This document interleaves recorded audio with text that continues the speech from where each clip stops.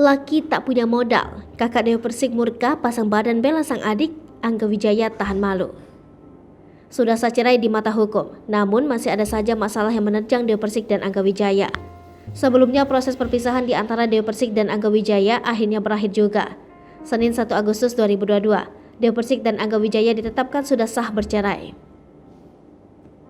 Dalam sidang putusan cerai tersebut, menurut Emi Wiranto, kuasa hukum dari Dewa Persik menyebut bahwa Angga Wijaya hanya meminta cerai. Sudah hidup masing-masing, kini muncul masalah baru di antara Dewa Persik dan Angga Wijaya. Entah apa yang ingin dicapai, namun baik Dewa Persik dan Angga Wijaya sama-sama ingin membersihkan namanya. Bak ikut geram, kakak Dewa Persik Mas Bin buka suara. Selama ini diam, Mas Bin akhirnya ikut buka suara. Ia menceritakan kalau ada ketidakseimbangan di antara Angga Wijaya dan sang adik.